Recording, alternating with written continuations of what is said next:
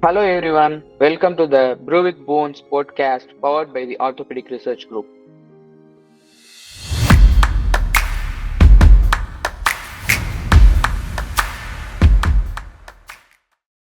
Today we are going to see how to enter into the United Kingdom for fellowships and further training and also for immigration after completing your orthopedic residency in India. To explain about this process, we have two special guests with us. One is Dr. Siddheswar and the other is Dr. Arjun Rajan. Both of them are currently working in UK and they are going to explain us about the process. Come on, let us shoot out some questions to them. So, hi everyone, this is the third edition of Brew with Bone podcast powered by the Orthopedic Research Group, wherein we bring to you the journey of various fellowship trained orthopedic surgeons across the globe. Today we have Dr. Arjun and Dr. Siddhesh with us. Both of them are in UK. They are going to elaborate us how to get into UK and how to do some fellowships there. Without wasting much time, so Dr. Arjun, good afternoon. Can you Hi. elaborate us on your journey so far? Yeah, sure. My name is Arjun Rajan. I did most of my training in India. So I did my undergraduate in Kilpauk Medical College, Chennai, and then I did my post-graduation MS Orthopedics in Roypet Hospital, which is attached to Kilpauk Medical College also. And then after finishing my post-graduation, I did the DNB exam. So I got that degree, and then I was working in Apollo Hospital, Chennai for about 2 years. And during that time, I did my sort of homework and preparation to come abroad. And then at the end of 2 years, I came to the UK, came as a MCH fellow. I did my MCH in hip and knee arthroplasty. That was for 2 years. And after that, I've now joined as a senior registrar in one of the NHS trusts in Wolverhampton. So that's what I'm doing right now. We'll tell you a little bit further about what the Caesar pathway is, but I'm currently doing the Caesar pathway and eventually want to end up as a consultant in the UK. Okay. So after your MS, you worked here for 2 years and then chose MCH. So what are the MCH options that are available in UK right now? What are the universities that provide us information on how to enter into MCH program? So there's most famously, there's I think 3 MCH programs. The one I did was the Wrightington MCH program. Apart from that, there's Dundee, and there used to be a Liverpool MCH also. The one I did, I know the most about. The others, I've only heard about it. I haven't actually had first-hand information. But the one I did basically has all the subspecialty options. It has foot and ankle, pediatrics, spine, upper limb, even orthopedic oncology. They have an MCH for that. So there's all the options available through the Wrightington MCH, which basically is not just Wrightington Hospital. It has 35 trusts in the UK included in that program. So I would say that is one of the proper MCH programs where you actually come to the UK, work in the NHS, do research work alongside, you get the degree. Some of the others, they are sort of correspondence 6-month programs. So you get the degree, but you don't actually get clinical exposure. So those are slightly different. Okay. So how long is this Wrightington MCH program? Wrightington MCH is for 2 years, but they will extend to 3 years if required. So how they split the program is the first year will be, so basically you'll be doing 2 kinds of jobs at the same time.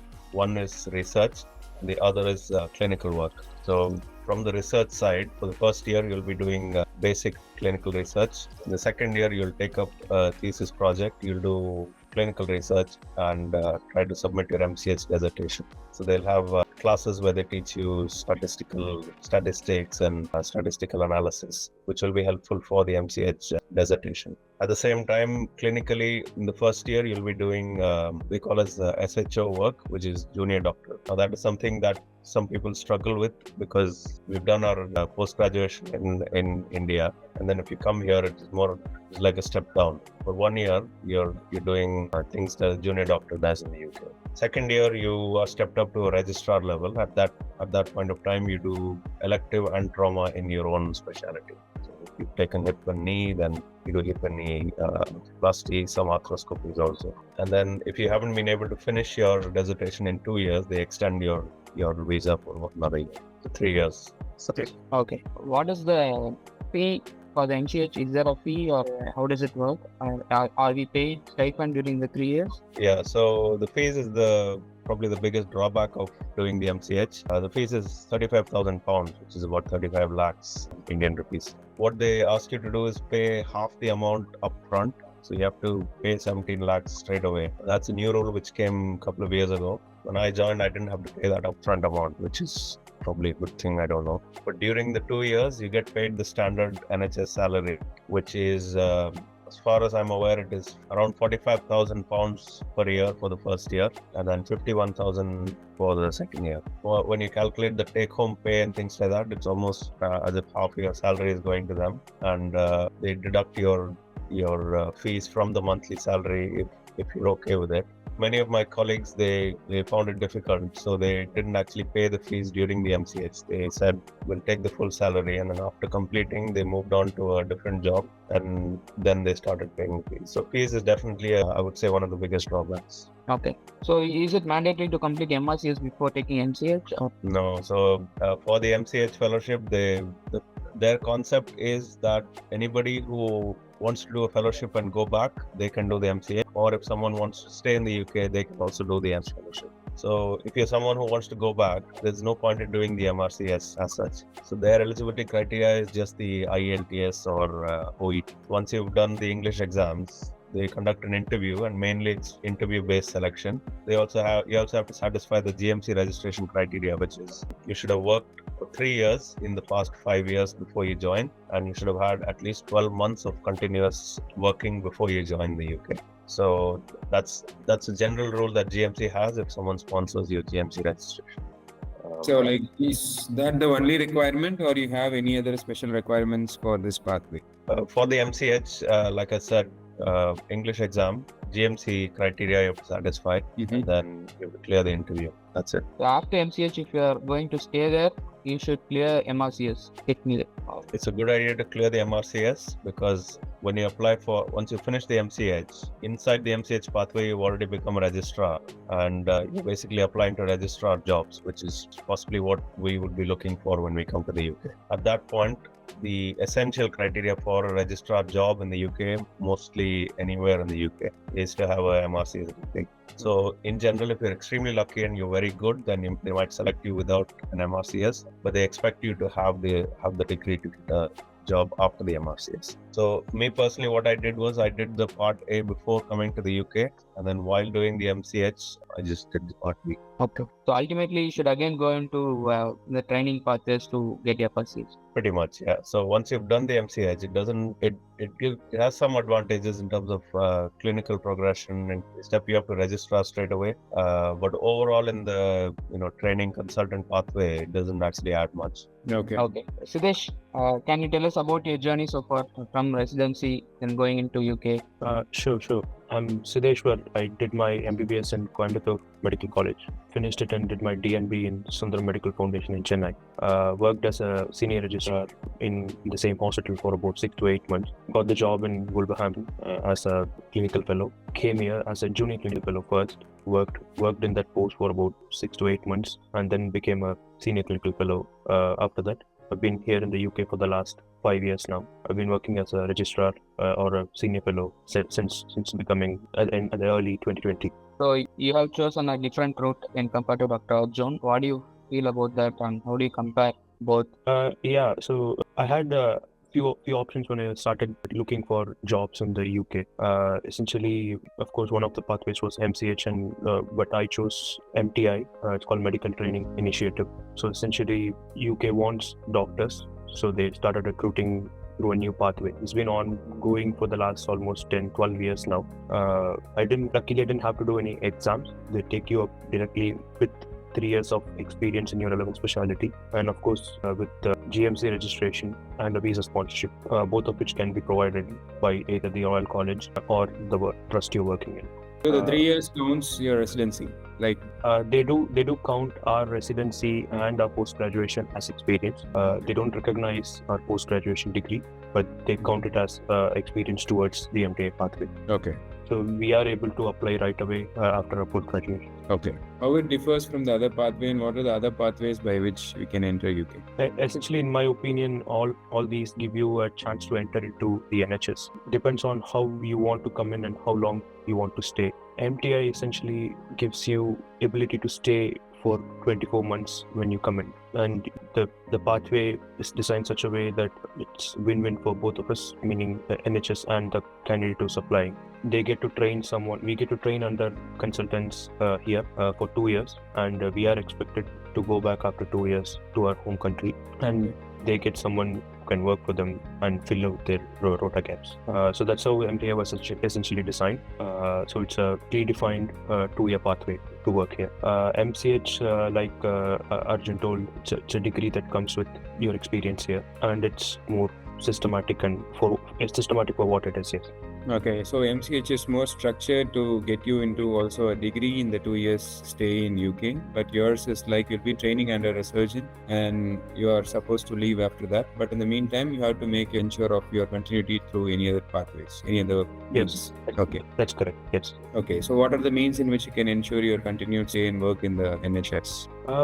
So experience in NHS does count to landing for the jobs. That has become an essential criteria of late, having some experience in NHS. With that, if you're able to clear MRCS while you're in the UK, that gets you one more additional plus point. You don't need an MRCS or a PLAB to enter through the MTI pathway, and you are not eligible if you already have a PLAB or an MRCS through this MTI predetermined MTI pathway. But while you're here, you're able to finish off the exams. If you improve your CV with audits or presentations, etc., that of course, in addition to the NHS experience, you could land a job here.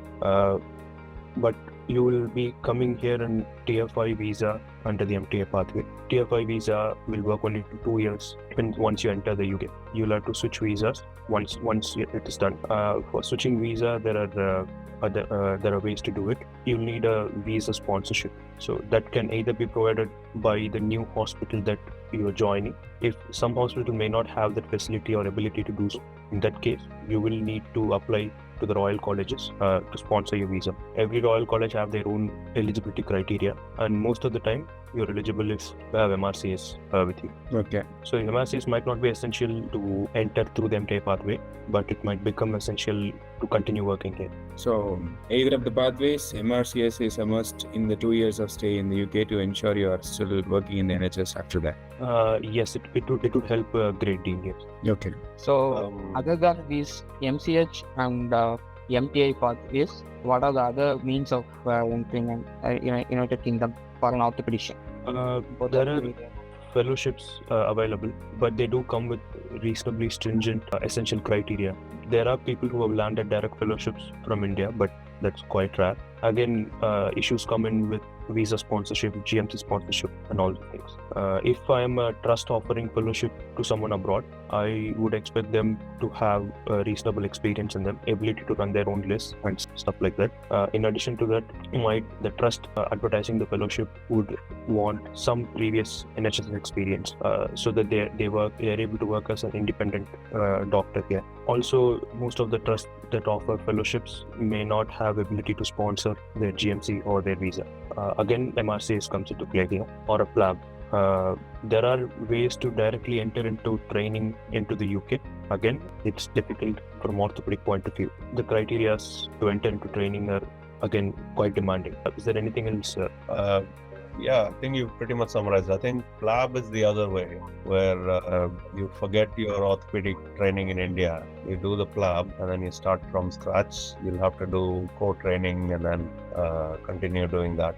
So I've seen some, not Indians, but I think people from Nigeria and Middle East. They sometimes do that. Even if they've done some specialty training back home, they just come there, do the PLAB, start from the core training pathway. So the training pathway in the UK basically is 2 years of core surgical training. At the end of that, they do the MRCS, and then there's 6 years of specialty surgical training. So in total, it's 8 years. At the end of these 8 years, you do the FRCS, and then if you come through the structured training pathway, Then once you've done the FRCS, you do your fellowship in your specialty which you want, specialty, and then you end up doing a CCT, which is complete certificate for completion of training, which is probably the most ideal pathway to take.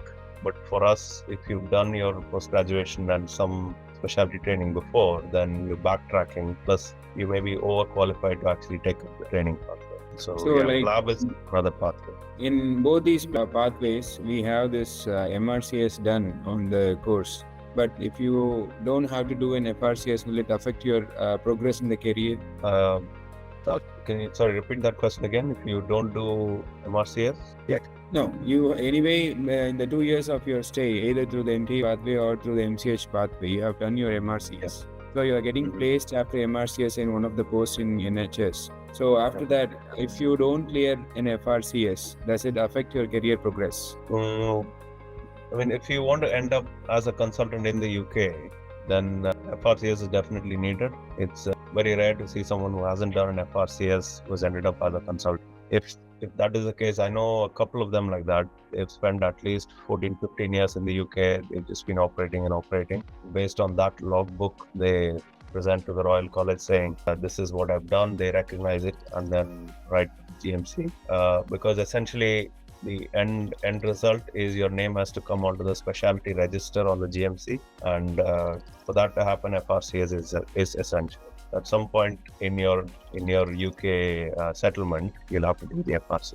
So until then, you won't be an independent consultant. No. So you may be working as a specialty doctor, which is like a senior registrars if they've been there for a long time and haven't done the FRCS, or even if you've done the FRCS and have not become a consultant, then you'll be doing sort of independent lists and things like that. But otherwise, you'll generally be attached to a consultant, and along with them, you'll be operating, but you won't be an independent consultant. So totally, you guys have told us 5 pathways to enter UK. That's quite a good number. Like the one is MCH pathway, the other is MTI that they elaborated. Other than this, we have training pathway, lab, and so totally 4 pathways, right? So of these 4, upfront money is needed only in the other pathways. You enter, you get paid straight away, right? If I'm not. That's correct. Yeah, that's right. So any pathway you take, you'll get a job in the NHS, and at that level, every doctor in the UK will get the sort of the same salary for the experience that you have. So there's no question of stipend or will they give or not. Everybody gets that standard salary. If you're going to do on calls like weekend, nights, night duty, things like that, then you get additional pay, which is banding. So everybody gets that. Only in the MCH, you have to give an upfront fees and also pay back every month for the first 2 years. Okay. So that is like the fee you pay for the degree. Yeah. There is a new option now in which I have seen in the recent year, that the hospitals like Apollo provide us 1 year of training in India in those corporate setups, and then going back to UK, and then at the end of the second year you get an degree. What is that, and can you guys shed some light on those? So I think I know what you're talking about, because when I was working in Apollo, I used to come across these consultants. They basically put me on the MCH pathway. They said it's one of the ways to enter the UK, and they were actually working on like not really an exchange program, but like a platform to launch you into the UK. So basically, they want to extend your MCH by 1 year before you start the MCH. So 1 year you do Apollo rotations, and during that time they get your CV ready, they get you prepared for the interview, and then you do the interview and then come to the UK. So as such, I don't really think that first year in Apollo Hospital adds on anything to the MCH itself, but I may be wrong, because this was in the early stages when I was involved with this. But that's again, I think it's pretty much the same pathway. It's the same Wrightington MCH, which the Indian guys are trying to link onto. Okay. So how does it differ from the other MCH, like the Dundee or the Liverpool? How does they differ from the Wrightington ones? So the Dundee one is a correspondence course. So you do a 6-month course with them. The university sends you material. You go through the research modules. You complete them. You do a dissertation at the end, and they give you the degree. That's it. During those 6 months, you don't actually have to be in the UK. You can even do it while you're abroad, and they don't provide any clinical attachment. This is my understanding of the Dundee MCH. Whereas the Wrightington one, they give you a clinical attachment, by themselves. They sponsor your GMC. They give you a tier 2 visa. Okay. So those are the broad differences. I think the visa is also sort of a major difference between these pathways. So if I can tell you about that. In the MTI pathway, as Sid was mentioning, it's a tier 5 visa. So tier 5 is sort of a temporary visa. They only give it you for 2 years. Yep. And at the end of 2 years, if you get a job in the UK, it changes over to a tier 2 visa. The tier 2 visa is the proper settlement visa. So if you start off on a tier 2 visa at the end of 2 years, you have to live in the UK for 5 continuous years, and then you get what is called as indefinite leave to remain. What it means is permanent residency, basically. Once you get your permanent residency or ILR at the end of 5 years of tier 2 visa, you have to have the ILR for 1 year to get the citizenship. So basically 6 years on a tier 2 visa. The MTA pathway, it starts you off on tier 5 visa, so or the tier 4, and then after 2 years you actually start off on tier 2. Whereas the MCH pathway, they give you the tier 2 visa as soon as you land. That's probably one major difference. What is its difference with the Liverpool ones? It's the same like the Wrightington, or it's different? So the Liverpool is no longer exists. It used to be the most common MCH pathway, which most of our mentors would have done. It is pretty much the same as the Wrightington pathway, but it used to be based in Liverpool. People used to rotate between Liverpool and Wrightington and get the MCH. So it no longer exists. Okay. Is there any like the same fee structure for the Dundee ones also, or do you have any idea about the fee structure of that pathway with Dundee? I think the Dundee one is less expensive. I think it's either between 10,000 to 15,000 pounds, somewhere around there. Okay.